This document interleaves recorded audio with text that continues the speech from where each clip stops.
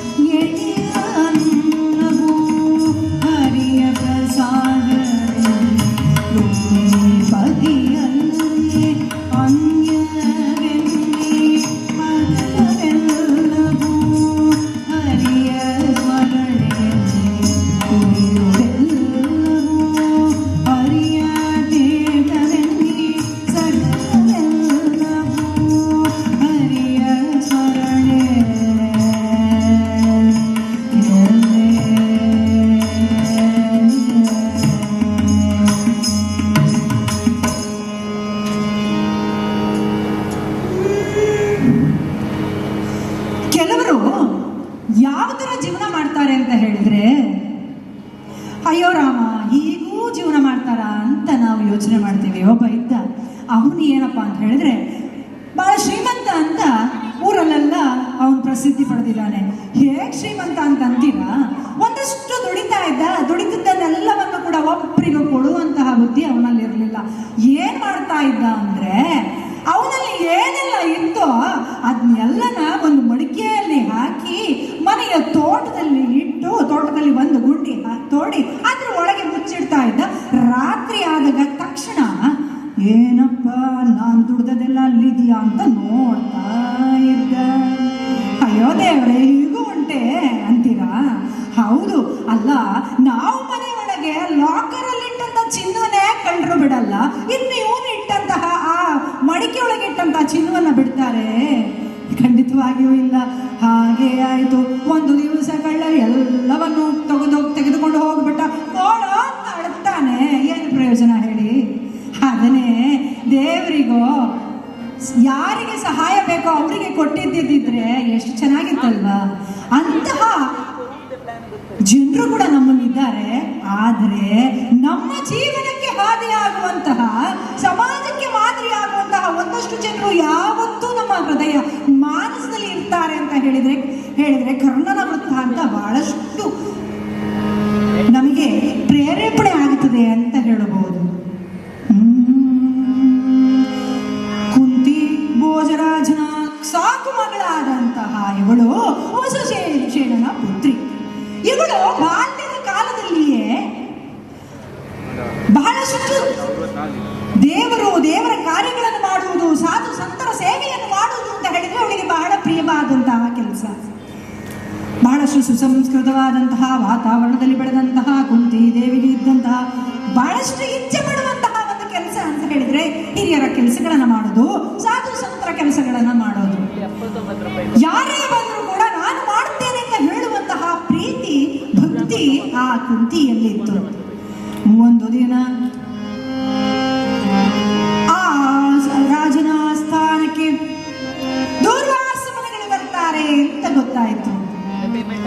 ದೂರ್ವಾಸ ಮುನಿಗಳು ಅಂತ ಹೇಳುವಾಗ ಸಾಮಾನ್ಯವಾಗಿ ನಮಗೆಲ್ಲ ಪಟ್ಟಂತ ನೆನಪು ಬರೋದು, ಚಿಕ್ಕದಿರುವಾಗ ನಮ್ಮಮ್ಮ ಬೈತಾ ಇದ್ಲು, ಏನೇ ನಿಂದು ಮೂಗಿನ ಮೇಲೆ ಕೋಪ ನಿಂದು ದೂರ್ವಾಸ ಮುನಿಗಳಾಗೆ ಅಂತ. ಆದ್ರೆ ನಾವು ಯಾವತ್ತಿದ್ರು ಇವತ್ತಿನ ತಾಯಂದ್ರನ್ನ ಹೇಳಲಿಕ್ಕಿಲ್ಲ ಅಂತ ಅನ್ಕೊಳ್ತೇನೆ ನಾನು. ಯಾಕಂತ ಹೇಳಿದ್ರೆ ಅದು ದೂರ್ವಾಸ ಮುನಿಗಳ ವಿಷಯ ಬರ್ಲಿಕ್ಕಿಲ್ಲ, ಬೇರೆ ಯಾರ್ದಾದ್ರೂ ವಿಷಯ ಬರ್ಬೋದೋ ಏನೋ. ಆದ್ರೆ ದೂರ್ವಾಸ ಮುನಿಗಳಂತಹ ಶ್ರೇಷ್ಠರಾದಂತಹ ಮುನಿಗಳು ಎಂತಹ ಒಂದು ಸಾಧಕರು ಅಂತ ಹೇಳಿದ್ರೆ ಅವರ ವಿಶೇಷತೆಯನ್ನು ಹೇಳುವಂತಹ ಅವಶ್ಯಕತೆ ಈ ಬುದ್ಧಿಗೂ ಇದೆ ಅಂತ. ಅಂತಹ ಶ್ರೇಷ್ಠರಾದಂತಹ ದೂರ್ವಾಸ ಮುನಿಗಳು ಆಸ್ಥಾನಕ್ಕೆ ಬರ್ತಾರೆ ಅಂತ ಆದ್ರೆ ಇಡೀ ಊರು ತಳಿರು ತೋರಣಗಳಿಂದ ಶೃಂಗಾರ ಮಾಡಿದ್ದಾರೆ. ಎಂತಹ ಒಂದು ಸಂಭ್ರಮ, ಎಂತಹ ಒಂದು ಸಡಗರ. ಬಂತು ದಿನ. ದೂರ್ವಾಸ ಮುನಿಗಳು ಆ ಸ್ಥಾನಕ್ಕೆ ಬಂದಂತಹ ಸಂದರ್ಭದಲ್ಲಿ ಆದರಾತಿಥ್ಯಗಳಿಂದ ಅವರನ್ನ ಬರಮಾಡಿಕೊಳ್ಳಲಾಯಿತು. ಯಾರು ಮುನಿಗಳ ಸೇವೆಯನ್ನು ಮಾಡುವುದು ಅಂತಹ ಪ್ರಶ್ನೆ ಮಾಡಲಾಗಿ ಕುಂತಿ ದೇವಿಯು ನಾನು ಮಾಡ್ತೇನೆ ಅಂತ ಬರ್ತಾಳೆ. ಆ ಸಂದರ್ಭದಲ್ಲಿ ಬಹಳಷ್ಟು ಇಚ್ಛೆ ಪಟ್ಟು ಈ ಕಾರ್ಯಗಳನ್ನು ಮಾಡುವುದಕ್ಕೆ ಪ್ರೀತಿಯಿಂದ ತೊಡಗಿಸಿಕೊಳ್ಳುವಂತಹ ಕುಂತಿಗೆ ಇದಕ್ಕಿಂತ ಬೇರೆ ಭಾಗ್ಯ ಏನು ಬೇಕು ಹೇಳಿ? ಅದಕ್ಕಾಗಿ ದೂರ್ವಾಸ ಮುನಿಗಳ ಸೇವೆಯನ್ನು ಬಹಳಷ್ಟು ಭಕ್ತಿಯಿಂದ ಶ್ರದ್ಧೆಯಿಂದ ಮಾಡ್ತಾ ಇರ್ತಾಳೆ. ಅಲ್ಲ, ಸಾಧೂನಾಂ ದರ್ಶನ ಪುಣ್ಯಂ ಅಂತ ಹೇಳ್ತಾರೆ. ಸಾಧುಗಳ ದರ್ಶನದ ಪುಣ್ಯ ಲಭ್ಯವಾಗ್ತದೆ ಅಂತ ಹೇಳ್ತಾರೆ. ಹಾಗಿರುವಾಗ ನಾರದರಿಗೆ ಒಂದು ಡೌಟ್ ಆಯಿತು, ಏನಪ್ಪ ಅದು ಅಂತ ಕೇಳ್ತೀರಾ? ಸಾಧುಗಳ ದರ್ಶನದಿಂದ ಸ್ವರ್ಗ ಪ್ರಾಪ್ತಿಯಾಗುತ್ತದಂತೆ ಅಂತ. ಅದಕ್ಕಾಗಿ ಒಂದು ಪರೀಕ್ಷೆ ಮಾಡೋಣ ಅಂತ ಹೊರಟರು.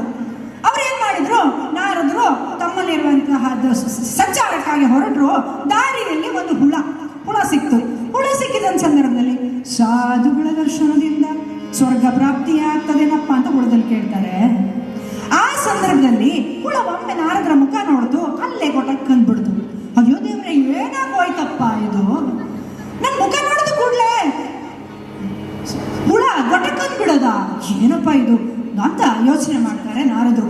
ಆದ್ರೂ ಅವರ ಪ್ರಶ್ನೆಗೆ ಉತ್ತರ ಸಿಗ್ಲಿಲ್ಲ. ಹೀಗೆ ಕರ್ಕೊಂಡು ಹೋಗ್ತಾರೆ. ಹೋದಾಗ ನಮ್ಗೆಲ್ಲರಿಗೂ ಪ್ರಿಯವಾದಂತಹ ಪಕ್ಷಿ ಗಿಳಿರಾಯ ಮರದ ಮೇಲೆ ಬಹಳಷ್ಟು ಖುಷಿಯಿಂದ ಇರ್ತಾನೆ. ಹೋಗೋದು ಬೇಡವಾ ಅಂತ ನಾರದರ ಮನಸ್ಸಿನಲ್ಲಿ ಬರ್ತಾ ಇರತ್ತೆ. ಆದ್ರೂ ಕೂಡ ಧೈರ್ಯದಿಂದ ನಾರದರು ಅಲ್ಲಿಗೆ ಹೋಗಿ ಗಿಳಿ ಹತ್ರ ಕೇಳ್ತಾರೆ, ಅಲ್ಲಯ್ಯ ಗಿಳಿಯೇ, ಸಾಧುಗಳ ದರ್ಶನದಿಂದ ಸ್ವರ್ಗ ಪ್ರಾಪ್ತಿಯಾಗುತ್ತದಂತೆ, ಹೌದೇನಪ್ಪ?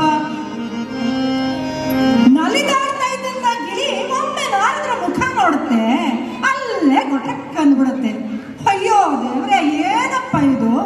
ಕೇಳಿದವರೆಲ್ಲ ಹೋಗ್ತಾ ಇದ್ದಾರಲ್ಲ ಅಂತ ನಾರದರು ಯೋಚನೆ ಮಾಡಲಾಗಿ ಪ್ರಶ್ನೆಗೆ ಉತ್ತರ ಸಿಕ್ಕಿಲ್ಲ.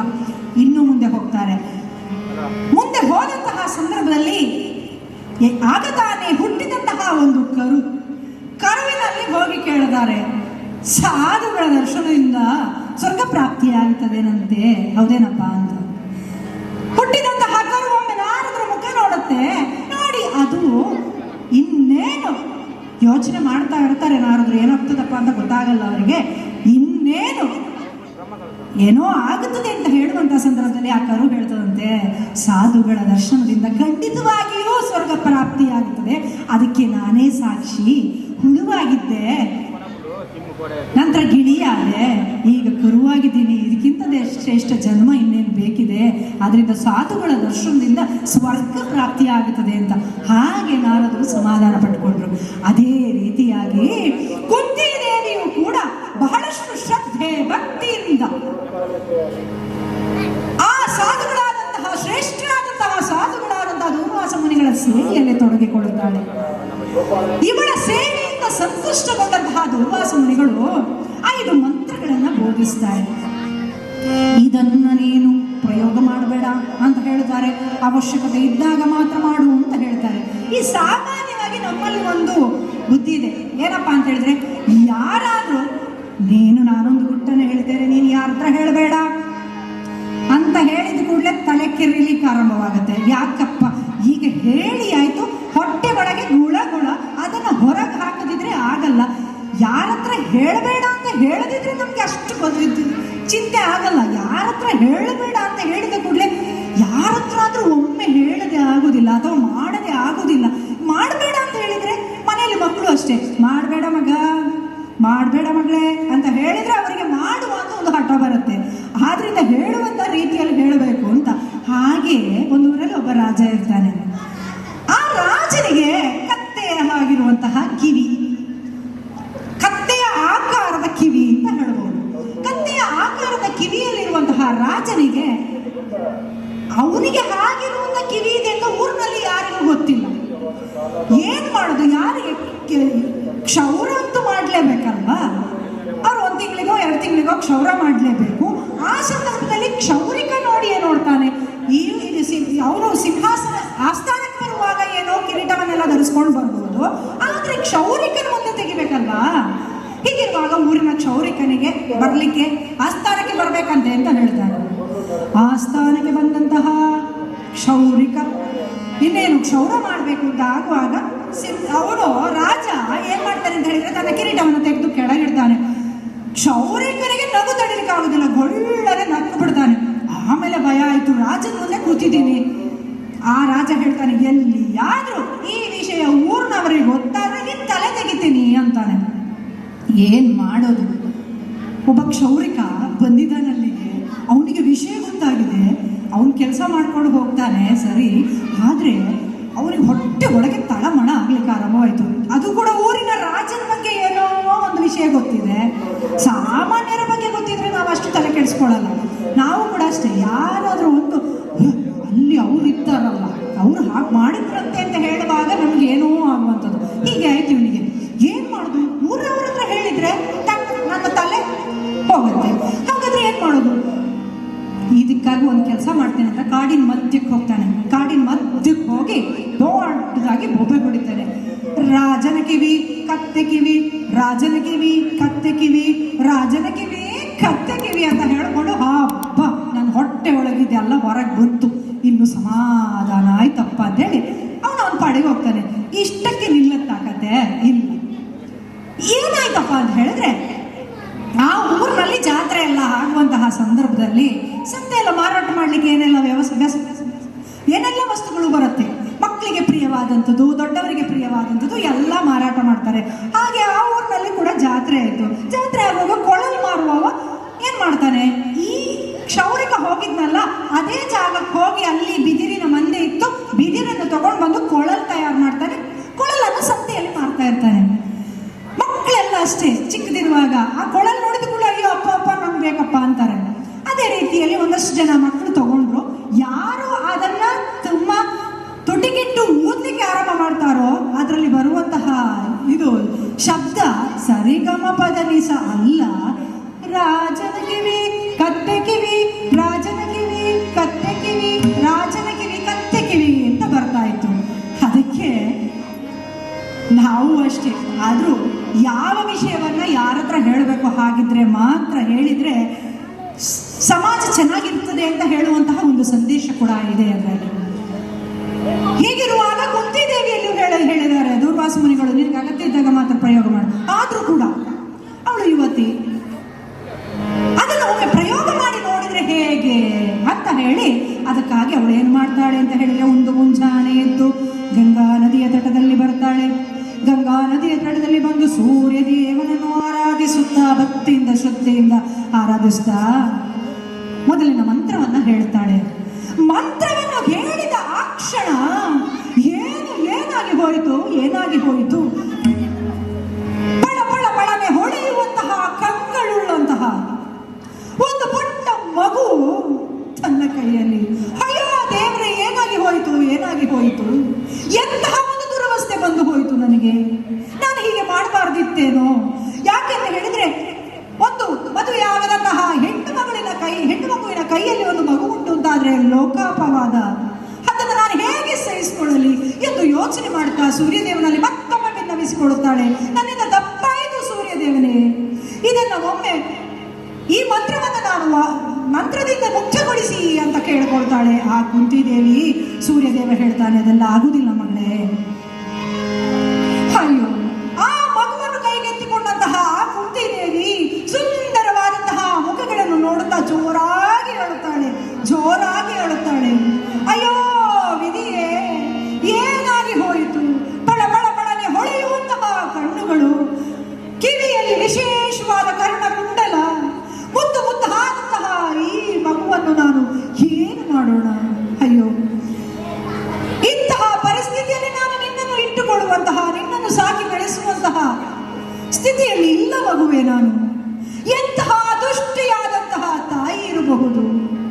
ಎದೆ ಹಾಲನ್ನು ಓಡಿಸುವಂತಹ ಸಂದರ್ಭದಲ್ಲಿ ನನಗೆ ನಿನ್ನನ್ನು ಬಿಡುವಂತಹ ಪರಿಸ್ಥಿತಿ ಬಂದೊದಗಿದೆಯಲ್ಲ. ಅಯ್ಯೋ ದೇವರೇ, ಎಂತಹ ದುರ್ವಿಧಿ ಅಂತ ಪರಿಪರಿಯಾಗಿ ಗೋಳಾಡುತ್ತಾ ಪ್ರಪಂಚದ ಮಾತಿಗೆ, ಲೋಕದ ಅಪವಾದಕ್ಕೆ ಹೆದರಿದಂತಹ ಆ ಕುಂತಿದೇವಿಯು ತೀರ್ಮಾನ ಮಾಡ್ತಾಳೆ, ಹೌದು, ನಾನು ಇದನ್ನು ಇಟ್ಟುಕೊಳ್ಳುವುದಲ್ಲ, ಈ ಮಗುವನ್ನು ಸಾಕಿ ಬೆಳೆಸುವುದಲ್ಲ, ನಾನು ತಪ್ಪು ಮಾಡ್ತಾ ಇದ್ದೇನೆ ಅಂತ ಗೊತ್ತಿದೆ. ಆದರೆ ಏನು ಮಾಡೋಣ ಅಂತ ಹೇಳ್ತಾ ಗಂಗಾ ದೇವಿಯಲ್ಲಿ ಪ್ರಾರ್ಥಿಸುತ್ತಾ ಗಂಗಾ ನದಿಯಲ್ಲಿ ಮಗುವನ್ನು ತೇಲಿ ಬಿಡುವ ಒಂದು ನಿರ್ಧಾರವನ್ನು ಮಾಡ್ತಾಳೆ. ಬುಟ್ಟಿಯಲ್ಲಿಟ್ಟಂತಹ ಮಗುವಿಗೆ ತನ್ನಲ್ಲಿರುವಂತಹ ಒಂದಷ್ಟು ಆಭರಣಗಳನ್ನು ಕೊಡ್ತಾಳೆ. ಅಯ್ಯೋ ವಿಧಿಯೇ, ಎಂತಹ ದುರ್ವಿಧಿ ನನ್ನದು. ಇಂತಹ ಮುದ್ದಾದ ಮಗುವನ್ನು ನನಗೆ ಸಾಕುವಂತಹ ಭಾಗ್ಯವೇ ಭಗವಂತ ಒದಗಿಸಲಿಲ್ಲಲ್ಲ. ಆದರೂ ಮಗುವೆ, ನನ್ನನ್ನು ಕ್ಷಮಿಸಿ ಬಿಡು ಅಂತ ಹೇಳಿ ಗಂಗೆಯಲ್ಲಿ ತೇಲಿ ಬಿಡುತ್ತಾಳೆ. ಗಂಗೆಯಲ್ಲಿ ತೇಲಿ ಬಿಟ್ಟಂತಹ ಸಂದರ್ಭದಲ್ಲಿ ಆ ಮಗು ಜೋರಾಗಿ ಅಳಲಿಕ್ಕೆ ಆರಂಭ ಮಾಡುತ್ತದೆ. ಅಳು ನಿಲ್ಲಿಸುವುದೇ ಇಲ್ಲ. ಕುಂತಿದೇವಿಯು ಅಯ್ಯೋ ದೇವರೇ, ಏನಾಗಿ ಹೋಯಿತು, ಗಂಗೆಯಲ್ಲಿ ಪ್ರಾರ್ಥಿಸುತ್ತಾಳೆ. ಆ ಮಗುವಿನ ಅಳುವನ್ನು ನಿಲ್ಲಿಸುತ್ತಾಯಿ, ನಾನು ಏನು ಮಾಡುವ ಸ್ಥಿತಿಯಲ್ಲಿಲ್ಲ ಅಂತ ಗಂಗೆಯು ಅಮೃತದ ಬಿಂದುವನ್ನು ಆ ಮಗುವಿನ ಬಾಯಿಗೆ ಹಾಕ್ತಾಳೆ. ಮಗು ಅಳು ನಿಲ್ಲಿಸುತ್ತದೆ. ಕುಂತಿದೇವಿಯು ದೂರದವರೆಗೆ ಗಂಗಾ ನದಿಯಲ್ಲಿ ತೇಲಿ ಹೋಗುತ್ತಾ ಇರುವಂತಹ ಮಗುವನ್ನು ದುಃಖ ತತ್ತಳಾಗಿ ನೋಡ್ತಾ ಅಲ್ಲಿಂದ ತೆರಳುತ್ತಾಳೆ. ಹೀಗೆ ಸಾಗಿದಂತಹ ಮಗು ತೇಲುತ್ತ ಬರುತ್ತಿದೆ ಪೆಟ್ಟಿಗೆ,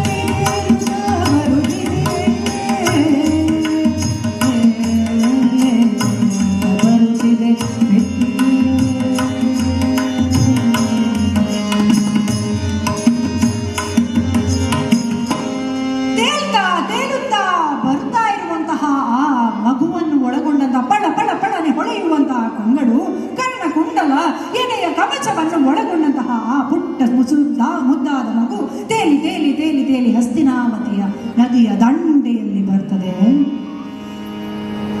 ನಿತ್ಯದ ಕರ್ಮಗಳನ್ನೆಲ್ಲ ಮಾಡಿ ಆ ಸೂರ್ಯ ಭಗವಂತನನ್ನ ಪ್ರಾರ್ಥಿಸಬೇಕು ಅಂತ ಬಂದಂತಹ ಹಸ್ತಿನಾವತಿಯ ರಾಧೆಯ ನದಿಯ ದಡಕ್ಕೆ ಬರ್ತಾನೆ. ನದಿಯ ದಡಕ್ಕೆ ಬಂದಂತಹ ಸಂದರ್ಭದಲ್ಲಿ ಏನು ನೋಡುವುದು, ಏನು ಆಶ್ಚರ್ಯ, ಎಂತ ಆಶ್ಚರ್ಯ. ಮತ್ತು ಕಣ್ಣನ್ನ ಉಜ್ಜಿ ಉಜ್ಜಿ ನೋಡ್ತಾನೆ. ಏನಪ್ಪ ಇದು, ನನಗೆ ಹಾಗನ್ನಿಸ್ತಾ ಇದೆಯಾ, ಕನಸ ಇದು, ಏನು ಅಂತ ಗೊತ್ತಾಗಲ್ಲ. ನೇರವಾಗಿ ಓಡೋಡಿ ಹೋಗುತ್ತಾನೆ. ಪಕ್ಕ ಹತ್ತಿರ ಹೋಗಿ ನೋಡುವಂತಹ ಸಂದರ್ಭದಲ್ಲಿ ಏನಿದು, ಬಹಳ ಮುದ್ದಾದಂತಹ ಒಂದು ಮಗು ಬುಟ್ಟಿಯಲ್ಲಿ ಬರ್ತಾ ಇದೆ. ಎಂತ ಏನು ಹೇಳುವುದು, ರೋಗಿ ಬಯಸಿದ್ದು ಹಾಲು ಅನ್ನ, ವೈದ್ಯ ಹೇಳಿದ್ದು ಹಾಲು ಅನ್ನ ಎನ್ನುವ ಹಾಗೆ ನಾನು ಏನು ಬಯಸಿದ್ದೇನೋ ಆ ಭಗವಂತನೇ ನನಗೆ ಕೃಪಾ ಪಾತ್ರರಾಗಿ ಈ ಮಗುವನ್ನು ಕೊಟ್ಟಿರಬಹುದಲ್ಲ ಅಂತ ಯೋಚನೆ ಮಾಡಿ ಓಡೋಡಿ ಎತ್ತಿ ಆ ಮಗುವನ್ನ ಮುದ್ದಾಡ್ತಾ ಇರ್ತಾನೆ. ಮುದ್ದಾಡಿ ಓಡೋಡಿ ಮತ್ತೆ ಮನೆಗೆ ಓಡ್ತಾನೆ. ಏನೇ ಬಾರೆ ಇಲ್ಲಿ, ಏನು ತಂದಿದ್ದೇನೆ ನೋಡು. ಓಡೋಡಿ ಬರ್ತಾಳೆ. ಗಂಡ ಏನಾದ್ರೂ ತಂದಿರಬಹುದು ಅಂತ ನೋಡಿದ್ರೆ ಮಗು, ಕೈಯಲ್ಲಿ ಮಗು. ಎಂತಹ ಸಂಭ್ರಮ ಪಡ್ತಾರೆ ಆ ದಂಪತಿಗಳು ಅಂತ ಹೇಳಿದ್ರೆ, ಆ ಮಗುವನ್ನ ಪ್ರೀತಿಯಿಂದ ಭಗವಂತ ಕೊಟ್ಟಂತಹ ಫಲ ಅಂತ ಹೇಳಿ, ಭಗವಂತ ಕೊಟ್ಟಂತಹ ಕಾಣಿಕೆ ಅಂತ ಹೇಳಿ ಪ್ರೀತಿಯಿಂದ ಸಾಕಲು ಆರಂಭ ಮಾಡ್ತಾರೆ. ವಸುಶೇಣ ಅಂತ ನಾಮಕರಣ ಮಾಡ್ತಾರೆ. ಕಿವಿಯಲ್ಲಿ ಕರ್ಣಕುಂಡಲಗಳಿದ್ದ ಕಾರಣ ಕರ್ಣ ಅಂತ ಹೆಸರು ಬರುತ್ತೆ. ಬಹಳ ಸುಂದರವಾದಂತಹ ಬಾಲ್ಯವನ್ನು ಕಳೆದಂತಹ ಕರ್ಣನಿಗೆ ಒಂದು ದಿನ ತನ್ನ ತಂದೆಯವರಿಂದ ನಾನು ಅವರ ನೇರವಾದ ಪುತ್ರ ಅಲ್ಲ ಅಂತ ಹೇಳುವಂತಹ ವಿಚಾರ ಗೊತ್ತಾಗತ್ತೆ. ಈ ಪುಟ್ಟ ಬಾಲಕನಿಗೆ ಮೊದಲಿನಿಂದಷ್ಟೇ ನನ್ನ ತಂದೆ ರಥಿಕ, ಆದ್ರೆ ನನಗೆ ರಥಿಕನಾಗೋದು ಇಷ್ಟ ಇಲ್ಲ, ರಥದಲ್ಲಿ ಶಸ್ತ್ರಾಸ್ತ್ರಗಳನ್ನು ಹಿಡಿದು ಹೋಗುವಂತಹ ಕ್ಷತ್ರಿಯರಾಗಬೇಕು ಅಂತ ಬಹಳಷ್ಟು ಆಸೆ ಹುಟ್ಟು ಹಾಗೆ ಇತ್ತಲ್ವೇ. ಅದಕ್ಕಾಗಿ ಅದು ಮನಸ್ಸಿನಲ್ಲಿ ಯೋಚನೆ ಮಾಡ್ತಾ ಇದ್ದ. ತಂದೆಯಲ್ಲೂ ಕೂಡ ಹೇಳ್ತಾನೆ, ರಾಧೆಯನಲ್ಲಿ ಹೇಳ್ತಾನೆ, ಅಪ್ಪ ನನಗೆ ರಥಿಕನಾಗುವಂತಹ ಆಸೆ ಇಲ್ಲಪ್ಪ, ನನಗೆ ರಥದಲ್ಲಿ ಶಸ್ತ್ರಾಸ್ತ್ರಗಳನ್ನ ಹಿಡಿದು ಹೋಗುವಂತಹ ಶ್ರೇಷ್ಠ ಯೋಧನಾಗಬೇಕು ಅಂತ ಹೇಳುವಂತಹ ಆಸೆ ಇದೆಯಪ್ಪ ಅಂತ ಹೇಳ್ತಾನೆ. ಮಗನೇ, ನಮಗೆ ಅದು ಆಗುವುದಿಲ್ಲ ಮಗನೇ ಅಂತ ಹೇಳ್ತಾನೆ. ಆಗ ಕರ್ಣ ದ್ರೋಣಾಚಾರ್ಯರಲ್ಲಿ ಹೋಗಿ ನನಗೆ ಶಸ್ತ್ರಾಸ್ತ್ರ ವಿದ್ಯೆಗಳನ್ನ ಹೇಳ್ಕೊಡ್ಬೇಕು ಅಂತ ಕೇಳಲಾಗಿ, ಮಗುವೇ ಕ್ಷತ್ರಿಯರಿಗೆ ಮಾತ್ರ ನಾವು ಶಸ್ತ್ರಾಸ್ತ್ರ ವಿದ್ಯೆಗಳನ್ನ ಹೇಳಿಕೊಡುವಂಥದ್ದು, ಬೇರೆ ಯಾರಿಗೂ ಅಲ್ಲ, ಆದ್ರಿಂದ ನಮಗೆ ಹೇಳಿಕೊಳ್ಳಿಕ್ಕೆ ಆಗೋದಿಲ್ಲ ಮಗನೇ ಅಂತ ಹೇಳ್ತಾನೆ. ಆ ಸಂದರ್ಭದಲ್ಲಿ ಅರ್ಜುನನಿಂದ ಕೂಡ ಅವಮಾನಕ್ಕೆ ಒಳಗಾಗುತ್ತಾನೆ ಕರ್ಣ. ಏನು ಮಾಡುವುದು, ತನ್ನ ಮನಸ್ಸಿನಲ್ಲಿರುವಂತಹ ಈ ಉತ್ಕಟವಾದಂತಹ ಆಸೆಯನ್ನು ನಾನು ಈಡೇರಿಸದಿದ್ರೆ ಆಗುವುದಿಲ್ಲ. ಅದಕ್ಕಾಗಿ ನೇರವಾಗಿ ಪರಶುರಾಮರಲ್ಲಿ ಬರುತ್ತಾನೆ. ಕ್ಷತ್ರಿಯ ಕುಲವನ್ನೇ ನಾಶಗೈಯುತ್ತೇನೆಂದು ಹೊರಟಂತಹ 21 ಬಾರಿ ವಿಶ್ವ ಪ್ರದಕ್ಷಿಣೆಯನ್ನು ಮಾಡಿ ಕ್ಷತ್ರಿಯ ಕುಲವನ್ನು ನಾಶಗೈದಂತಹ ಶ್ರೇಷ್ಠರಾದಂತಹ ಪರಶುರಾಮರು ಒಂದು ಆಶ್ರಮವನ್ನು ಕಟ್ಟಿ ಬ್ರಾಹ್ಮಣರಿಗೆ ಮಾತ್ರ ವಿದ್ಯೆಯನ್ನು ಹೇಳಿಕೊಡುವುದು ಅಂತ ಇದ್ರು. ತನ್ನ ತಂದೆಯ ಆಣತಿಯಂತೆ ಕ್ಷತ್ರಿಯ ಕುಲವನ್ನೇ ನಾಶಗೈದು ಈಗ ಶಸ್ತ್ರಾಸ್ತ್ರ ವಿದ್ಯೆಯನ್ನ ಬ್ರಾಹ್ಮಣರಿಗೆ ಮಾತ್ರ ಹೇಳಿಕೊಡ್ತೇನೆ ಅಂತ ಹೇಳಿ ಒಂದು ಆಶ್ರಮವಾಸಿಗಳಾಗಿದ್ದರು. ಕರ್ಣನಿಗೆ ಒಂದು ಉತ್ಕಟವಾದ ಆಶೆ, ಶಸ್ತ್ರಾಸ್ತ್ರ ವಿದ್ಯೆಗಳನ್ನು ಕಲಿಬೇಕು ಅಂತ. ಅದಕ್ಕಾಗಿ ಏನು ಮಾಡುವುದು, ನೇರವಾಗಿ ಪರಶುರಾಮರ ಆಶ್ರಮಕ್ಕೆ ಬರ್ತಾನೆ. ಪರಶುರಾಮರ ಆಶ್ರಮಕ್ಕೆ ಬಂದಂತಹ ಈ ಪುಟ್ಟ ಬಾಲಕ ಆಶ್ರಮದ ಬಾಗಿಲಲ್ಲಿ ನಿಂತಿದ್ದಾನೆ. ಪರಶುರಾಮರು ನೋಡ್ತಾರೆ, ಪುಟ್ಟ ಬಾಲಕ ನಿಂತಿದ್ದಾನೆ, ಯಾರಪ್ಪ ಇದು, ಯಾರಿರ್ಬೋದು? ಕೇಳ್ತಾರೆ, ಯಾರೋ ನೀನು, ಯಾಕೆ ಬಂದಿದ್ದೀಯಾ, ಏನ್ ಬೇಕಾಗಿತ್ತು ನಿನಗೆ ಅಂತ. ಆಗ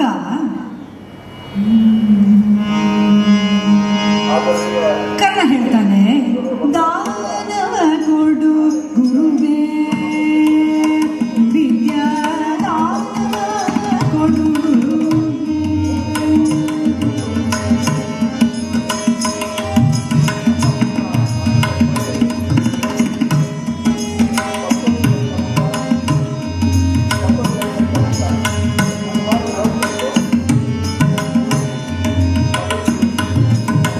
ದಾನ ಕೊಡು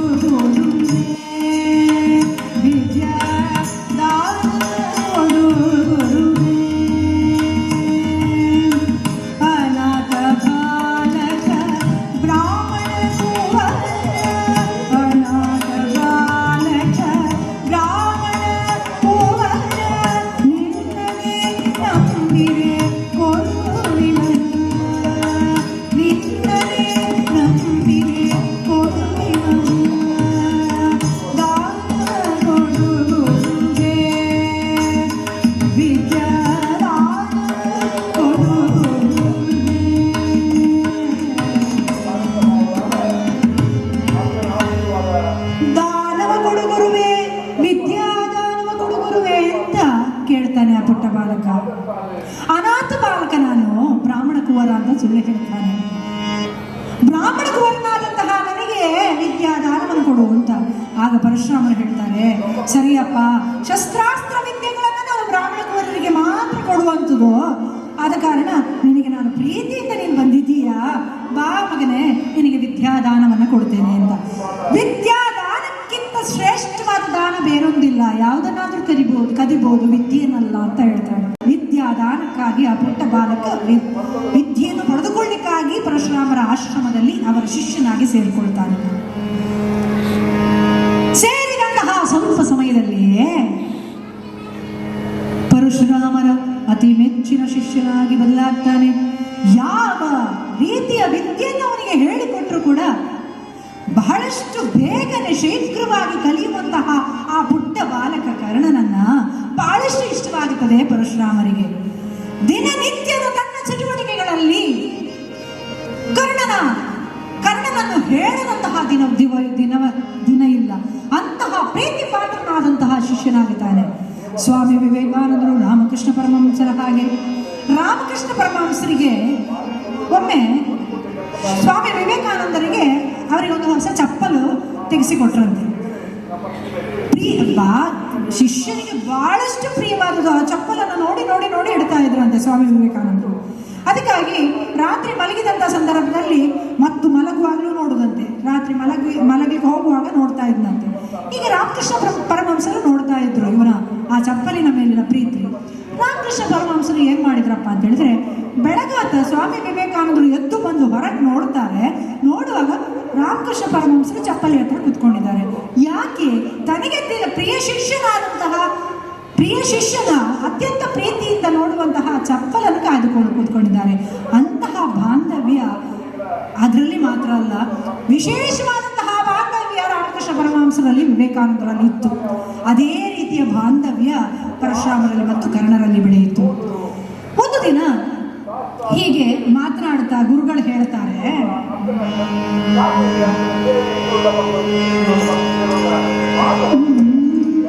ಕಂದ ಕೇಳಿ ನಾನು ನಿನಗೆ ಹಲವು ವಿದ್ಯೆಯ ನೀಡಿ,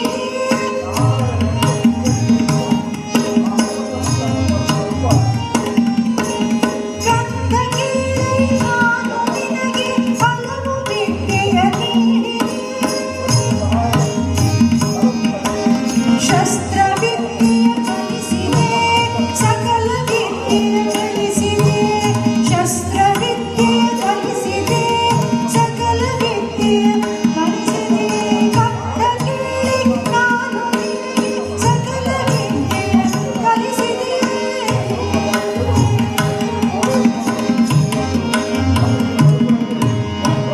ಕಂದ, ನಿನಗೆ ನಾನು ಸಕಲ ವಿದ್ಯೆಯನ್ನು ಹೇಳಿಕೊಟ್ಟಾಯ್ತು. ಶಸ್ತ್ರಾಸ್ತ್ರ ವಿದ್ಯೆಗಳಲ್ಲಿ ನೀನು ಪಾರಂಗತನಾಗಿದ್ದೀಯ. ಇನ್ನು ಸ್ವಲ್ಪ ದಿನದಲ್ಲೇ ನೀನು ಆಶ್ರಮದಿಂದ ತೆರಳಬಹುದು ಅಂತ. ಒಂದು ದಿನ ಮಧ್ಯಾಹ್ನದ ಹೊತ್ತು ಸುಗ್ರಾಸ ಭೋಜನವನ್ನು ಮಾಡಿದಂತಹ ಗುರುಗಳು ಬಹಳಷ್ಟು ನಿದ್ದೆ ಬರ್ತದಪ್ಪ ಅಂತ ಹೇಳ್ತಾರೆ. ಆಗ ಗುರುಗಳೇ, ನೀವು ನನ್ನ ತೊಡೆಯಲ್ಲಿ ಮಲ್ಕೊಳ್ಳಿ ಗುರುಗಳೇ ಅಂತ ಕರ್ಣ ಹೇಳ್ತಾನೆ. ಆ ಪ್ರಕಾರವಾಗಿ ಮರದ ಕೆಳಗಡೆ ಒಳ್ಳೆಯ ಗಾಳಿ ಬೀಸ್ತಾ ಇತ್ತು. ಪ್ರಿಯ ಶಿಷ್ಯನ ತೊಡೆಯಲ್ಲಿ ಮಲಗ್ತಾರೆ ಪರಶುರಾಮರು. ಇತ್ತ ಕಡೆ ನಾರದ ಮುನಿಗಳು ದೇವೇಂದ್ರನ ಹತ್ರ ಬರ್ತಾರೆ. ದೇವೇಂದ್ರನ ಹತ್ರ ಬಂದಂತಹ ನಾರದ ಮುನಿಗಳು ಹೇಳ್ತಾರೆ, ನೀನಲ್ಲ ಹೇಳಿದ್ದು ಅರ್ಜುನನೇ ಶ್ರೇಷ್ಠನಾದಂತಹ ಧನುರ್ಧಾರಿ, ಶಸ್ತ್ರಾಸ್ತ್ರ ವಿದ್ಯಾ ಪಾರಂಗತ ಅಂತ. ಅದಕ್ಕಿಂತ ಒಬ್ಬ ಶ್ರೇಷ್ಠನಾದವನು ಈಗ ಇಲ್ಲಿ ನಿರ್ಮಾಣವಾಗ್ತಾ ಇದ್ದಾನೆ ಅಂತ ದೇವೇಂದ್ರ ಆ ಕ್ಷಣ ಯೋಚನೆ ಮಾಡ್ತಾನೆ. ಸರಿ, ಇದಕ್ಕೊಂದು ಪರಿಹಾರವನ್ನು ಕಂಡುಕೊಳ್ಬೇಕು ಅಂತ ಹೇಳಿ ಆ ಸಂದರ್ಭದಲ್ಲಿ ಪರಶುರಾಮರನ್ನು ತೊಡೆಯ ಮೇಲೆ, ಗುರುಗಳನ್ನ ತೊಡೆಯ ಮೇಲೆ ಮಲಗಿಸಿಕೊಂಡಿದ್ದಂತಹ ಕರ್ಣ ಏನು ಯೋಚನೆ ಮಾಡ್ತಾ ಇರ್ತಾನೆ. ಅಲ್ಲ, ಎಂತಹ ಶ್ರೇಷ್ಠರಾದಂತಹ ಗುರುಗಳ ಆಶೀರ್ವಾದದೊಂದಿಗೆ ನಾನು ಶಸ್ತ್ರಾಸ್ತ್ರ ವಿದ್ಯೆಗಳನ್ನು ಕಲಿತಿದ್ದೇನೆ. ಆದರೆ ಎಂತಹ ಒಂದು ವಿಪರ್ಯಾಸ, ಸುಳ್ಳು ಹೇಳಿದ್ದೇನಲ್ಲ. ಸುಳ್ಳು ಹೇಳುವಂಥದ್ದು ತಪ್ಪು ಅಂತ ನನಗೆ ಗೊತ್ತಿದ್ರು ಕೂಡ ನನ್ನ ಮನಸ್ಸಿನ ಉತ್ಕಟ ಆಕಾಂಕ್ಷೆಯನ್ನು ಈಡೇರಿಸಲಿಕ್ಕಾಗಿ ನಾನು ಹೀಗೆ ಮಾಡಿದೆ ಅಂತ ಯೋಚನೆ ಮಾಡ್ತಾ ಇರ್ತಾನೆ. ಆ ಸಂದರ್ಭದಲ್ಲಿ ಎಲ್ಲಿಂದಲೋ ವಿಚಿತ್ರ ಪುಟ್ಟ ಬಾಲಕನಾದಂಥ ಕರ್ಣನಿಗೆ ಗುಯ್ ಗುಯ್ ಗುಯ್ ಗುಯ್ ಗುಯ್ ಅಂತ ತನ್ನ ಯೋಚನಾ ಲಹರಿಯಿಂದ ತಟ್ಟನೆ ಹೊರಗೆ ಬಂದಂತಹ ಕರ್ಣ ಪುಟ್ಟ ಬಾಲಕ ನೋಡುತ್ತಾನೆ, ತಲೆಯ ಮೇಲೆ ಗುಯ್ ಗುಯ್ ಗುಯ್ ಗುಯ್ ಅಂತ ಸುತ್ತಾಡುವಂತಹ ದುಂಬಿಯು ಒಂದು ಕಾಣಿಸ್ತಾ ಇದೆ. ಅಯ್ಯೋ ದೇವ್ರೆ, ಏನಾಗಿ ಹೋಯಿತು, ಏನಾಗಿ ಹೋಯಿತು, ಅಕಟಕಟ ಅಕಟಕಟ ಅಂತ ಹೇಳ್ದ. ಏನಿದೇನಿದು ವಿಧಿಯು ನೀಡಿದ ಕಠಿಣವಾದ ಪರೀಕ್ಷೆ,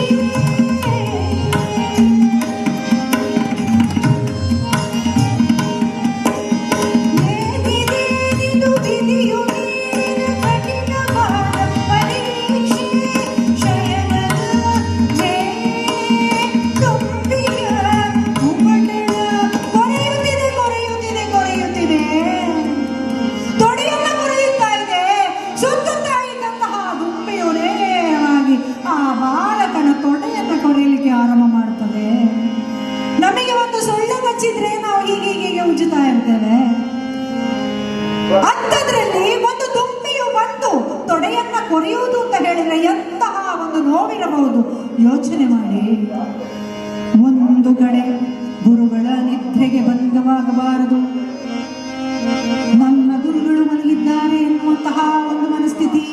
ಇನ್ನೊಂದು ಕಡೆ ಎಂತಹ ದುರ್ವಿಧಿ ಇದು, ಅಕಟಕಟ ಏನು ಪರೀಕ್ಷೆ ಮಾಡ್ತಾ ಇದೆ ನನ್ನನ್ನು ವಿಧಿಯು. ಶಸ್ತ್ರಾಸ್ತ್ರ ವಿದ್ಯೆಗಳನ್ನೆಲ್ಲ ಪಾರಂಗತನಾಗಿದ್ದೇನೆ, ಇದು ಎಂತಹ ಪರೀಕ್ಷೆ ಅಂತ ಯೋಚನೆ ಮಾಡ್ತಾ ಇರ್ತಾನೆ. ಗುರುಗಳ ನಿದ್ರಾ ಭಂಗವಾಗಬಾರದು ಅಂತ ಹೇಳಿ ಕಣ್ಣನ್ನು ಮುಚ್ಚಿ ನೋವನ್ನು ಸಹಿಸಿಕೊಂಡು ಕುಳಿತುಕೊಳ್ಳುತ್ತಾನೆ ಆ ಕರ್ಣ.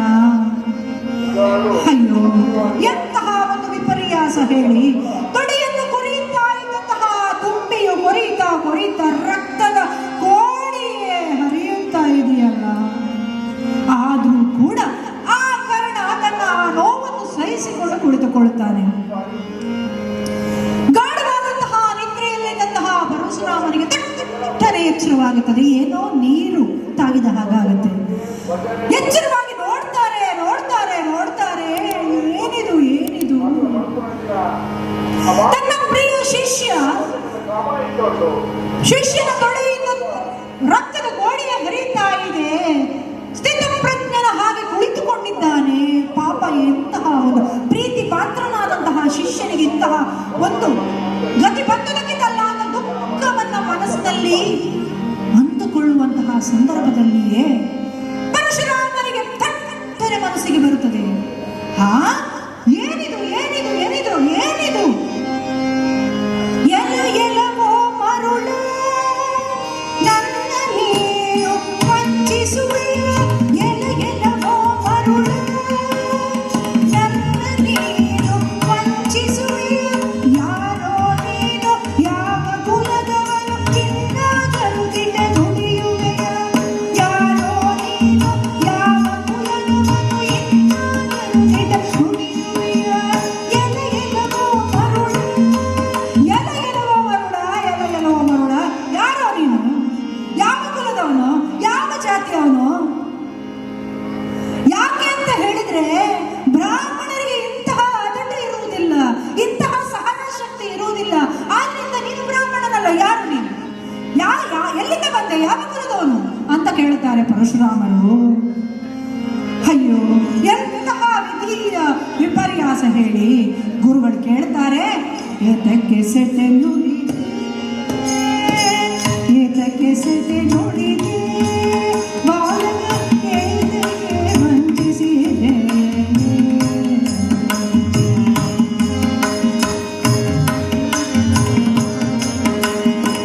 ಏತಕ್ಕೆ ಸೆಟೆ ನುಡಿದೆ, ಬಾಲಕ ಏತಕ್ಕೆ ವಂಚಿಸಿದೆ. ವಿಶ್ವ ಪ್ರದಕ್ಷಿಣೆ ಮಾಡಿದೆ ನಾನು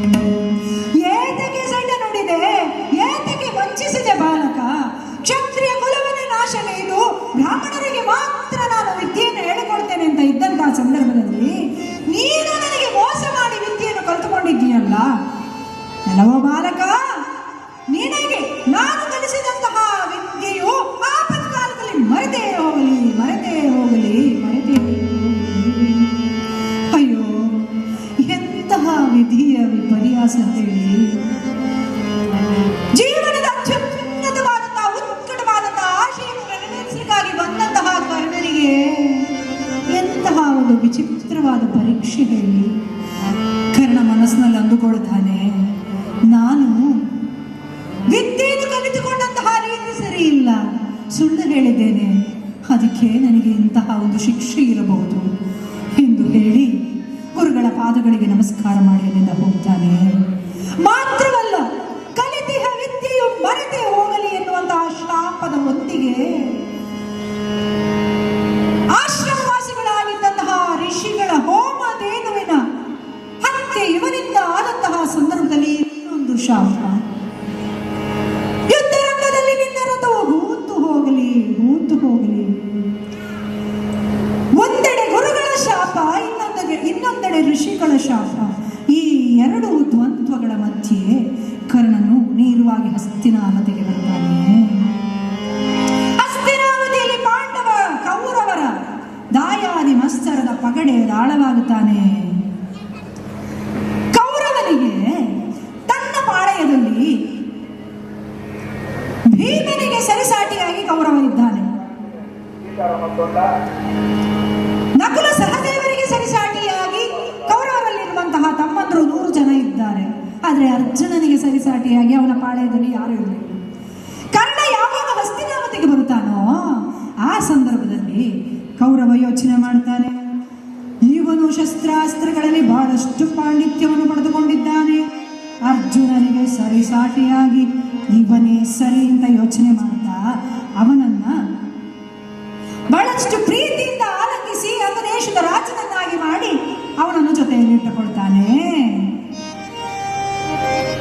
ಯಾವುದೇ ರೀತಿಯ ಮಾನ್ಯತೆ ಇಲ್ಲದಂತಹ ಕರ್ಣನಿಗೆ ಅತ್ಯಂತ ಪ್ರೀತಿಯಿಂದ ಆಲಿಂಗಿಸಿ ಒಂದು ಸ್ಥಾನವನ್ನು ಕೊಟ್ಟಂತಹ ಕೌರವನನ್ನ ಬಹಳಷ್ಟು ಪ್ರೀತಿಯಿಂದ ಕೌರವನ ಜೊತೆಗೆ ಪ್ರೀತಿಯಿಂದ ಇರುತ್ತಾನೆ ಕರ್ಣ. ರಾಜ ಪ್ರತ್ಯಕ್ಷ ದೇವತಾ ಅಂತ ಹೇಳಿದ ಹಾಗೆ ರಾಜ ಮತ್ತು ಗೆಳೆಯನಾಗಿ ಬಹಳಷ್ಟು ಪ್ರೀತಿಯಿಂದ ಕೌರವನ ಜೊತೆಗೆ ಇರ್ತಾನೆ. ಕೌರವ ಪಾಂಡವರೊಳಗೆ ಜೂಜು ನಡೆದಿದೆ. ಜೂಜಾಟವಾದ ನಂತರ 12 ವರ್ಷಗಳ ವನವಾಸ, 1 ವರ್ಷದ ಅಜ್ಞಾತವಾಸವನ್ನು ಪೂರೈಸಿ ಬಂದಿದ್ದಾರೆ. ಬಂದು ನಂತರ ಕೃಷ್ಣನ ಮೂಲಕ ಸಂಧಾನಕ್ಕಾಗಿ ಹೋಗಿರುವ ಆಗಿದೆ. ಸಂಧಾನ ಫಲ ಕೊಡಲಿಲ್ಲ. ಮಹಾಭಾರತದ ಯುದ್ಧಕ್ಕೆ ಬೇಕಾದಂತಹ ಎಲ್ಲ ಪೀಠಿಕೆಯು ಆಗಿದೆ ಅಂತಲೇ ಹೇಳಬಹುದು.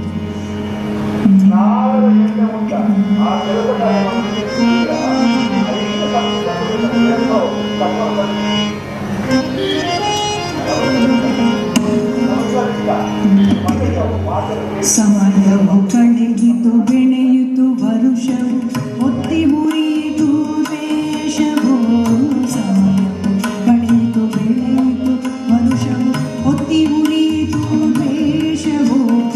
ಅರಗಿನ ಅರಮನೆ ಅರಗಿತು,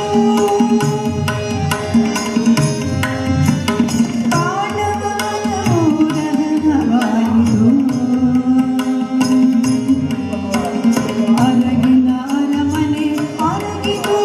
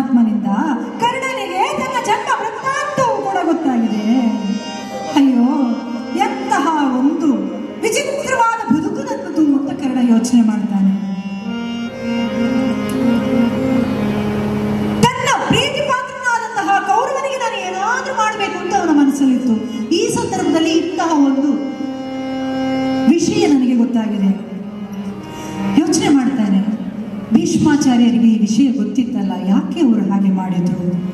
ರಾಜ ಪ್ರತ್ಯಕ್ಷ ದೇವತಾ ಅಂತ ಹೇಳುವಂತಹ ವಿಚಾರವನ್ನು ತಮ್ಮ ಮನಸ್ಸಿನಲ್ಲಿ ಇಟ್ಕೊಂಡಿದ್ರು. ಯಾಕೋ ಅದಕ್ಕಾಗಿ ಇರಬೇಕು, ಈ ವಿಚಾರವನ್ನ ನನಗೆ ಹೇಳಿರ್ಲಿಕ್ಕಿಲ್ಲ, ಆ ತಾಯಿ ಯಾಕೆ ಹೇಳಿರ್ಲಿಕ್ಕಿಲ್ಲ ಎನ್ನುವಂತಹ ಯೋಚನೆಯೂ ಕೂಡ ಮಾಡ್ತಾಳೆ.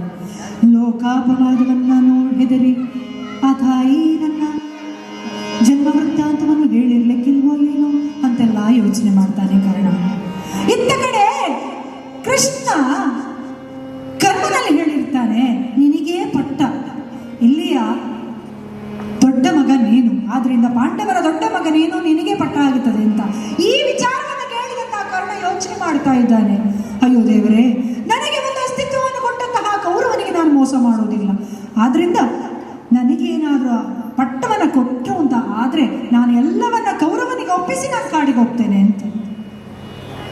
ಹೀಗೆಲ್ಲ ಯೋಚನೆ ಮಾಡುವಂತಹ ಸಂದರ್ಭದಲ್ಲಿ ತಾಯಿಗೆ ಕರ್ಣನನ್ನು ಭೇಟಿಯಾಗಬೇಕು ಅಂತ ಹೇಳುವಂತಹ ವಿಚಾರ ಅವನಿಗೆ ಗೊತ್ತಾಗಿದೆ.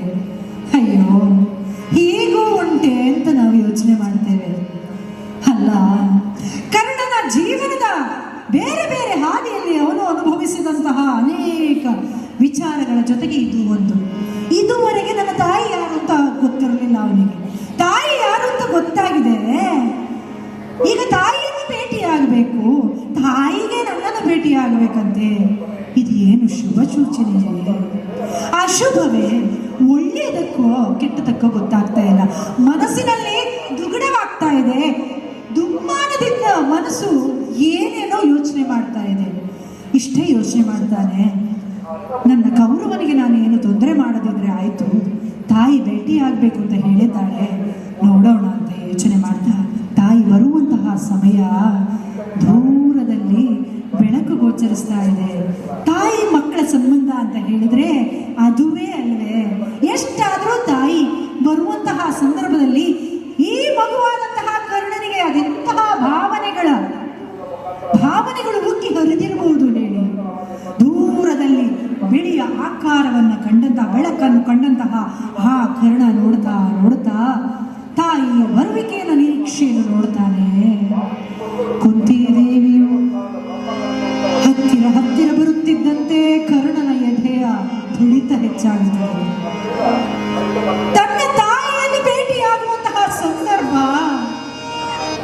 ಎಂತಹ ಹರ್ಷದ ವಾತಾವರಣ ಇರಬಹುದು, ಎಂತಹ ಒಂದು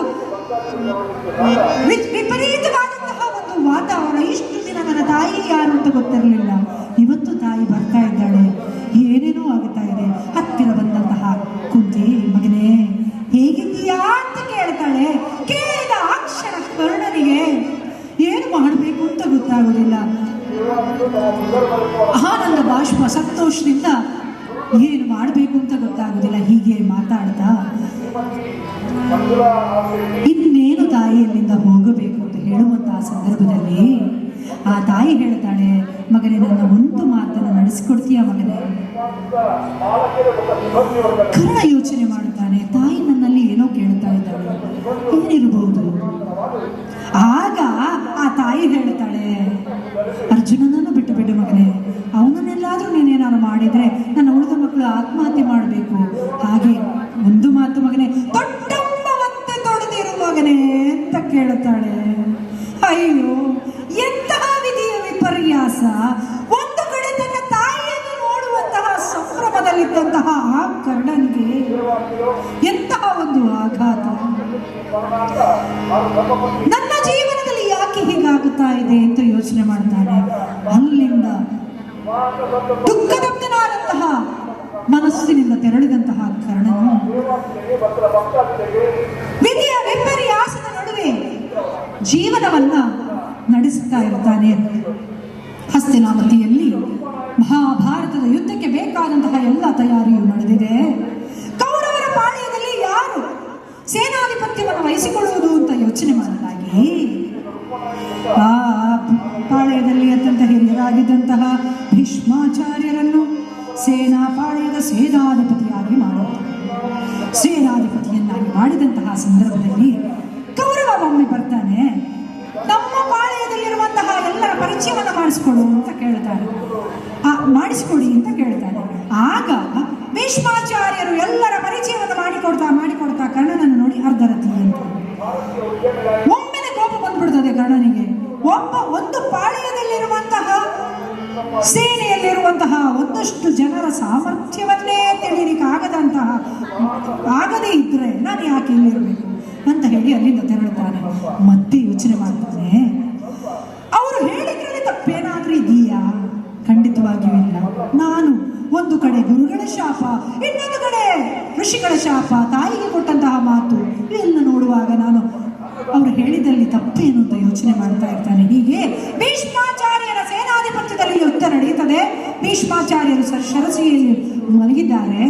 ದ್ರೋಣಾಚಾರ್ಯರು ಸೇನಾಧಿಪತ್ಯವನ್ನು ವಹಿಸಿಕೊಂಡಾಗಿದೆ. ಆಚಾರ್ಯರ ನೇತೃತ್ವದಲ್ಲಿ ಕರ್ಣ ಬಹಳಷ್ಟು ಪರಾಕ್ರಮದಿಂದ ಯುದ್ಧವನ್ನ ಮಾಡ್ತಾ ಇದ್ದಾನೆ.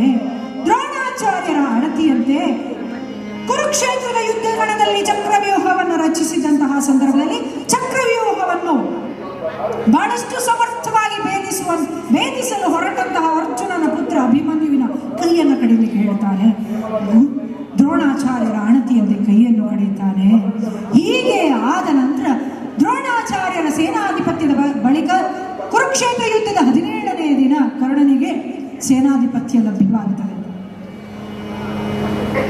ಕರ್ಣನಿಗೆ ಸೇನಾಧಿಪತ್ಯ ಲಭ್ಯವಾದಂತಹ ಸಂದರ್ಭದಲ್ಲಿ ಯೋಚನೆ ಮಾಡ್ತಾನೆ. ಅವನು ಒಂದು ವಿಚಿತ್ರವಾದಂತಹ ಸನ್ನಿವೇಶದಲ್ಲಿ ನನಗೆ ಇಂತಹ ಒಂದು ಅವಕಾಶ ಸಿಕ್ಕಿದೆ. ನಾನು ಕೌರವನಿಗೆ ಪ್ರಿಯವಾದವನು. ಕೌರವ ನನಗೆ ಹಾಕಿಕೊಂಡಂತಹ ಇದನ್ನ ವ್ಯಕ್ತಿತ್ವವನ್ನು ರೂಪಿಸಿಕೊಟ್ಟಿದ್ದಾನೆ. ಅದಕ್ಕಾಗಿ ನಾನು ಅವನಿಗೆ ಏನಾದರೂ ಮಾಡಲೇಬೇಕು. ಅದಕ್ಕಾಗಿ ನಾನು ಯುದ್ಧದ ಕಣದಲ್ಲಿ ಸೇನಾಧಿಪತ್ಯವನ್ನು ಸಮರ್ಥವಾಗಿ ನಿರ್ವಹಿಸ್ತೇನೆ ಅಂತ ಹೇಳಿ ಶಲ್ಯನ ಸಾರಥ್ಯದಲ್ಲಿ ಮುಂದುವರಿಯುತ್ತಾನೆ. ಒಂದು ಕಡೆ ಗುರುಗಳ ಶಾಪ, ಮತ್ತೊಂದು ಕಡೆ ಋಷಿಗಳ ಶಾಪ, ತಾಯಿಗೆ ಕೊಟ್ಟಂತಹ ಮಾತು, ಇವುಗಳೆಲ್ಲದರ ಮಧ್ಯದಲ್ಲಿ ಕರ್ಣ ಏನು ಮಾಡುವುದು ಅಂತ ಗೊತ್ತಾಗದೆ, ಆದರೂ ಕೂಡ ನನಗೆ ಕೊಟ್ಟಂತಹ ಈ ಏನು ಸೇನಾಧಿಪತ್ಯವನ್ನು ಸಮರ್ಥವಾಗಿ ನಿರ್ವಹಿಸಬೇಕು ಅಂತ ಹೇಳಿ ಶಲ್ಯನ ಸಾರಥ್ಯದಲ್ಲಿ ಮುಂದಕ್ಕೆ ಹೋಗ್ತಾ ಇರ್ತಾನೆ. ಅತ್ತ ಕಡೆ ಶ್ರೀಕೃಷ್ಣ ಪರಮಾತ್ಮನು ರಥವನ್ನು ಮುನ್ನಡೆಸುತ್ತಾ ಅರ್ಜುನನ ರಥವನ್ನು ಮುನ್ನಡೆಸ್ತಾ ಇದ್ದಾನೆ. ಸಾಕ್ಷಾತ್ ಭಗವಂತ ಶ್ರೀಕೃಷ್ಣ ಪರಮಾತ್ಮ. ಆ ರಥದಲ್ಲಿ ಧ್ವಜಾಗ್ರದಲ್ಲಿ ಭಗವಂತನಿದ್ದಾನೆ, ಪಾಶುಪತಾಸ್ತ್ರ ಇದೆ. ಇದೆಲ್ಲದರ ಇದ್ದುಕೊಂಡು ಕರ್ಣನು ಶಲ್ಯನ ಸಾರಥ್ಯದಲ್ಲಿ ಯುದ್ಧದ ಕಣದಲ್ಲಿ ಮುಂದುವರೆದುಕೊಂಡು ಹೋಗ್ತಾನೆ. ಇಬ್ಬರ ನಡುವೆ ಇನ್ನೇನು ಯುದ್ಧವಾಗಬೇಕು ಅಂತ ಹೇಳುವಂತಹ ಸಂದರ್ಭದಲ್ಲಿ ಶ್ರೀಕೃಷ್ಣ ಪರಮಾತ್ಮನಿದ್ದಂತಹ ರಥವನ್ನು ಒಂದಂಗುಲ ಹಿಂದೆ ಸರಿಸ್ತಾನೆ ಕರ್ಣ. ಆ ಸಂದರ್ಭದಲ್ಲಿ ಶ್ರೀಕೃಷ್ಣ ಪರಮಾತ್ಮ ಅರ್ಜುನನ ಹೇಳ್ತಾನೆ, ಎಂತಹ ಒಂದು ಶ್ರೇಷ್ಠರಾದಂತಹ ವ್ಯಕ್ತಿ ಕರ್ಣ ಅಂತ. ಕರ್ಣನನ್ನು ಹೊಗಳುವಂತಹ ಸಂದರ್ಭದಲ್ಲಿ ನನಗಿಂತ ಶ್ರೇಷ್ಠನೇ ಅಂತ ಕೇಳ್ತಾನೆ. ನೋಡಪ್ಪ, ನಿನ್ನ ಜೊತೆ ನಾನಿದ್ದೇನೆ, ಆದರೆ ಕರ್ಣ ಭಗವಂತನೇ ಇದ್ದಂತಹ ರಥವನ್ನು ಹಿಂದಕ್ಕೆ ಸರಿಸಿದ್ದಾನೆ ಅಂತ ಹೇಳಿದ್ರೆ ಎಂತಹ ಶ್ರೇಷ್ಠನಾದವನು ಯೋಚನೆ ಮಾಡು ಅಂತ ಹೇಳ್ತಾನೆ. ಹೀಗೆ ಯುದ್ಧ ಆರಂಭವಾಗುತ್ತದೆ. ಕರ್ಣನು ತನ್ನ ಬತ್ತಳಿಗೆಯಲ್ಲಿದ್ದಂತಹ ಸರ್ಪಾಸ್ತ್ರವನ್ನ ತೆಗೆದು ಇನ್ನೇನು ಬಿಡಬೇಕು ಅಂತ ಹೇಳುವಂತಹ ಸಂದರ್ಭದಲ್ಲಿ ಶ್ರೀಕೃಷ್ಣ ಪರಮಾತ್ಮನು ತನ್ನ ರಥವನ್ನು ಒಂದಂಗುಲ ಕೆಳಗೆ ತಗ್ಗಿಸಿಬಿಡ್ತಾನೆ. ಬಿಟ್ಟಂತಹ ಬಾಣವು ಅರ್ಜುನನ ತಲೆಯ ಮೇಲಿಂದ ಹಾರಿ ಹೋಗುತ್ತದೆ. ಇತ್ತ ಕಡೆ ಶಲ್ಯನ ಸಾರಥ್ಯದಲ್ಲಿ ಇದ್ದಂತಹ ಕರ್ಣನು ಸಾರಥಿಯಾದಂತಹ ಶಲ್ಯ ಹೇಳ್ತಾನೆ, ಇನ್ನೊಮ್ಮೆ ಅಂಗನು ತೊಡು ಅಂತ. ಅಯ್ಯೋ, ಎಂತಹ ವಿಧಿಯ ವಿಪರ್ಯಾಸ! ತಾಯಿಗೆ ಕೊಟ್ಟಂತಹ ಮಾತು ನೆನಪಾಯಿತು. ತೊಟ್ಟಂಬ ಪುನಃ ತೊಡದಿರು ಮಗನೇ. ಅದಕ್ಕೆ ಪೂರ್ವವಾಗಿ ಅವನು ಮತ್ತೆ ತೊಡುವುದಿಲ್ಲ. ಶಲ್ಯ ಕೋಪದಿಂದ ರಥವನ್ನು ಬಿಟ್ಟು ಹೋಗುತ್ತಾನೆ. ಈಗ ರಥವನ್ನು ಓಡಿಸಬೇಕು, ಯುದ್ಧವನ್ನ ಮಾಡಬೇಕು, ಸೇನಾಧಿಪತ್ಯವನ್ನು ವಹಿಸಿಕೊಂಡಿದ್ದಾನೆ. ಇದೆಲ್ಲದರ ನಡುವೆ ರಥವನ್ನು ಮುಂದಕ್ಕೆ ಸಾಗಿಸ್ತಾ ಇದ್ದಂತಹ ಸಂದರ್ಭದಲ್ಲಿ ಆ ಋಷಿಗಳಿಂದ ಬಂದಂತಹ ಶಾಪ ತನ್ನ ರಥ ಹೂತು ಹೋಗುವಂತಹ ಪರಿಸ್ಥಿತಿ ಬಂದೋಗಿತ್ತು. ಒಂದು ಯುದ್ಧದ ಕಣದಲ್ಲಿ ಬಹಳಷ್ಟು ಸಾಮರ್ಥ್ಯವಂತನಾಗಿ ಮುನ್ನುಗ್ಗುತ್ತಾ ಇದ್ದ ಹೋಗಿದೆ. ರಥವನ್ನು ಓಡಿಸುವಂತಹ ರಥಿಕ ಇಲ್ಲ. ಏನು ಮಾಡಬೇಕು ಹೇಳಿ, ಏನು ಮಾಡಬೇಕು? ನೇರವಾಗಿ ಕೆಳಗಿಳಿದಂತಹ ಕರ್ಣನು ಬಂದು ರಥವನ್ನು ಎತ್ತಲಿಕ್ಕೆ ಆರಂಭ ಮಾಡ್ತಾನೆ. ಶ್ರೀಕೃಷ್ಣನಲ್ಲಿ ಹೇಳ್ತಾನೆ, ಯುದ್ಧ ರಂಗದಲ್ಲಿ ಯಾವತ್ತೂ ಯುದ್ಧವು ಹೇಗೆ ನಡೀತದೆ ಅಂತ ಹೇಳಿದ್ರೆ ಸರಿಸಮಾನರಾಗಿರಬೇಕು. ಶಸ್ತ್ರಗಳಿದ್ರೆ ಅಲ್ಲಿಯೂ ಶಸ್ತ್ರಗಳಿರಬೇಕು.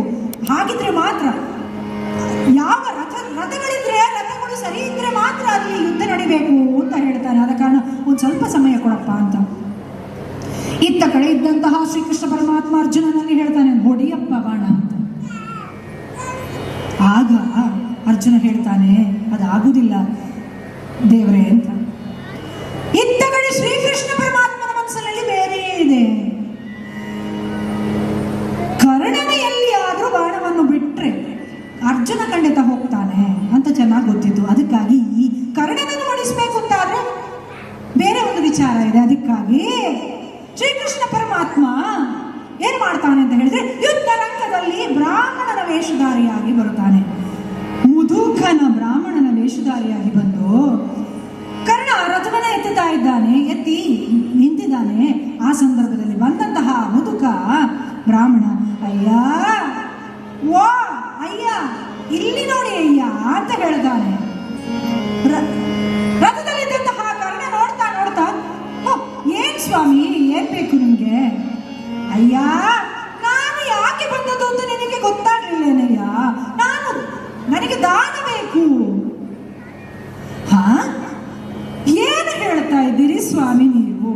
ಇದು ನಾನು ಯುದ್ಧರಂಗದಲ್ಲಿದ್ದೇನೆ, ಎಲ್ಲಿ ನೋಡಿದರೆ ಅಲ್ಲಿ ಹೆಣಗಳ ರಾಶಿಯೇ ಇದೆ, ರಕ್ತದ ಗೋಡೆಯೇ ಹರಿಯುತ್ತಾ ಇದೆ. ಇಂಥದ್ರಲ್ಲಿ ನಾನು ಎಲ್ಲಿಂದ ಕೊಡಲಿ ನಿಮಗೆ ದಾನ? ಅಯ್ಯ, ಬ್ರಾಹ್ಮಣರು ದಾನ ಕೇಳಿದಾಗ ಕೊಡಬೇಕು ಅಂತ ನಿನಗೆ ಗೊತ್ತಿಲ್ವಾ? ದಾನ ಅಂತ ಹೇಳುವಂಥದ್ದು ನಿನ್ನ ಜೀವನದಲ್ಲಿ ನೀನು ಭಾಗವನ್ನಾಗಿ ಮಾಡಿದ್ದೀಯಂತೆ. ನನಗೆ ದಾನ ಕೊಡ್ಲಿಕ್ಕೆ ಆಗುದಿಲ್ವ ನಿನಗೆ? ಸ್ವಾಮಿ, ದಾನವನ್ನು ನಿನಗೆ ಏನು ಬೇಕು ಕೇಳಿ, ಕೊಡ್ತೇನೆ ಅಪ್ಪ ಅಂತ ಕರ್ಣ ಹೇಳ್ತಾನೆ. ಆಗ ಬ್ರಾಹ್ಮಣ ವೇಷಧಾರಿಯಾದಂತಹ ಶ್ರೀಕೃಷ್ಣ ಪರಮಾತ್ಮ ಹೇಳ್ತಾನೆ, ಅಯ್ಯ ನನಗೆ ನಿನ್ನ ಕರ್ಣಕುಂಡಲವನ್ನು ಕೊಡು.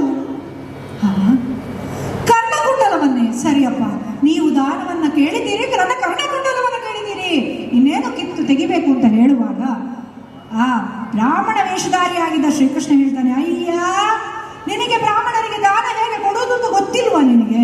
ಹೀಗೆ ತೆಗೆದು ಕೊಡ್ತೀಯಾ? ಅರ್ಗೆ ಪ್ರಧಾನ ಮಾಡಿ ಕೊಡಬೇಕು ಅಂತ ನಿನಗೆ ಗೊತ್ತಿಲ್ವಾ? ಅಯ್ಯೋ ಸ್ವಾಮಿ, ನಾನು ಎಲ್ಲಿಂದ ಕೊಡಲಿ ಸ್ವಾಮಿ? ಇಲ್ಲಿ ಎಲ್ಲಿದೆ ನೀರೆಲ್ಲಿದೆ? ನಾನು ಹೇಗೆ ಕೊಡಲಿ ಸ್ವಾಮಿ? ಅದೆಲ್ಲ ನನಗೆ ಗೊತ್ತಿಲ್ಲ, ದಾನ ನೀನು ಹೀಗೆ ಕೊಡಬೇಕು, ಹಾಗಿದ್ರೆ ಮಾತ್ರ ನಾನು ಸ್ವೀಕಾರ ಮಾಡ್ತೇನೆ ಅಂತ ಹೇಳ್ತಾನೆ. ನಿನ್ನಲ್ಲಿರುವ ಅಮೃತ ಕಲಶ ಇದೆಯಲ್ಲ, ಅದನ್ನೇ ತೆಗೆದು ದಾರಿ ಎರೆದು ಕೊಡಯ್ಯ ಅಂತ ಹೇಳ್ತಾನೆ. ಅಯ್ಯೋ, ಎಂತಹ ವಿಧಿಯ ವಿಪರ್ಯಾಸ ನೋಡಿ. ಆದರೂ ಕೂಡ ದಾನವನ್ನೇ ತನ್ನ ಜೀವನದ ಪರಿಪೂರ್ಣವಾದಂತಹ ಒಂದು ಉದ್ದೇಶವನ್ನಾಗಿ ಮಾಡಿದ ಕರ್ಣನಿಗೆ ಇದು ದೊಡ್ಡ ವಿಷಯ ಆಗಲಿಲ್ಲ. ಅದಕ್ಕಾಗಿ ಕರ್ಣನು ಕಣ್ಣುಗಳನ್ನು ಮುಚ್ಚಿಕೊಂಡು ಕರ್ಣ ಕುಂಡಲವನ್ನ ಕಿತ್ತು ತೆಗಿತಾನೆ. ಎದೆಯಲ್ಲಿರುವಂತಹ ಅಮೃತ ಕಲಶವನ್ನ ಬಗೆದು ಅದರಿಂದ ತೆಗೆದಂತಹ ನೀರಿನಲ್ಲಿ ಕೃಷ್ಣಾರ್ಪಣಮಸ್ತು ಕೃಷ್ಣಾರ್ಪಣಮಸ್ತು ಕೃಷ್ಣಾರ್ಪಣಮಸ್ತು ಅಂತ ಕೊಟ್ಟು ಬಿಡ್ತಾನೆ. ಶ್ರೀಕೃಷ್ಣ ಪರಮಾತ್ಮ ಹೇಳ್ತಾನೆ, ಜಗತ್ತು ನಿನ್ನನ್ನು ಯಾವತ್ತೂ ಕೂಡ ನೆನಪಿನಲ್ಲಿ ಇಟ್ಟುಕೊಳ್ತದೆ. ನಿನ್ನಲ್ಲಿರುವಂತಹ ಶ್ರೇಷ್ಠವಾದಂತಹ ಗುಣಗಳಿಂದ ಕರ್ಣನನ್ನು ನೆನಪಿಸಿಕೊಳ್ತಾರೆ ಅಂತ ಆಶೀರ್ವಾದ ಮಾಡ್ತಾನೆ. ದೇವಕಿ ಕಂದ ಮುಕುಂದ, ದೇವಕಿ ಕಂದ ಮುಕುಂದ, ನಿಗಮೋದಾನ ನವನೀತ ಚೋರ, ನಿಗಮೋದಾನ